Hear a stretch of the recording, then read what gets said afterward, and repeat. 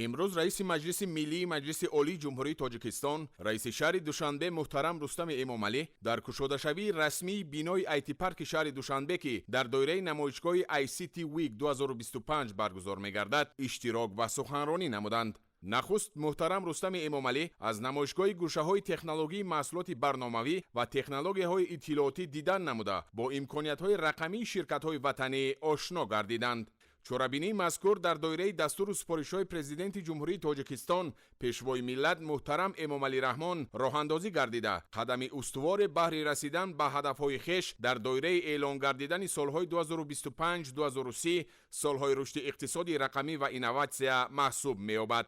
آیتی پارک دوشنبه سال 2024 در اساس قرار حکومت جمهوری تاجیکستان تأسیس داده شده. آن با مقصد دستگیری ساحه تکنولوژی‌های اطلاعاتی و اینوواسیونی، اینچنین جلب استارتاپ‌ها و شرکت‌های ساحه به رشد اقتصادی رقمی راه‌اندازی گردیده است. در مدت کوتاه بینای آیتی پارک با تمام شرایط ضروری مجهز گردانیده شده برای متخصصان ساحه آیتی محیط مساعد و امکانیت‌های فراوان فراهم می‌آورد. به حالت امروزه 11 شرکت وطنی مقام اعضای دائمی آیتی پارک را صاحب گردیده در حدود آن فعالیت دارند. با مقصد رشد من بعد تا آخر سال باز جلب 100 شرکت دیگر به حیث اعضای دائمی پیش بینی گردیده است. در برآمد خویش محترم رستم امامعلی قید نمودند که در جهان معاصر اقتصادی رقمی و اینوواسیا همچون محرک رشد استوار کشورها به حساب می رود. تاجیکستان نیز همچون عضو اقتصاد جهانی اهمیت این روندها را به حساب گرفته به مرحله نوی رشد رقمی وارد می گردد. مورد به تاکید است که با تشبث و دستگیری های پرزیدنت جمهوری تاجیکستان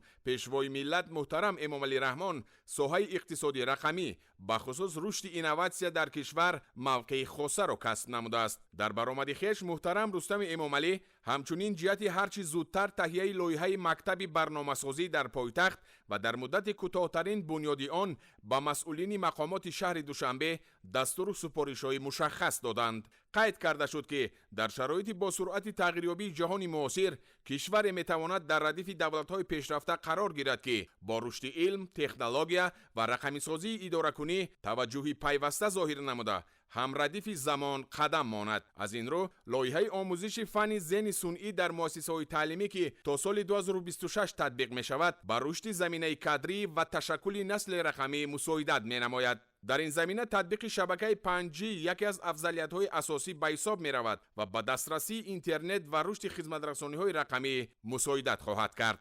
چورابینی مذکور یکی از مهمترین رویدادها در ساحه رقمی کنونی و اینوواسیا در مملکت به حساب رفته در دایره افتتاح آیتی پارک نو دوام هفته همچنین برگزار گردیدن نمایشگاه‌ها، فورum‌ها، آزمون‌ها، ماستر کلاس‌ها و مذاکرات مربوط به آینده رشد رقمی جمهوری تاجیکستان در نظر داشته شده است.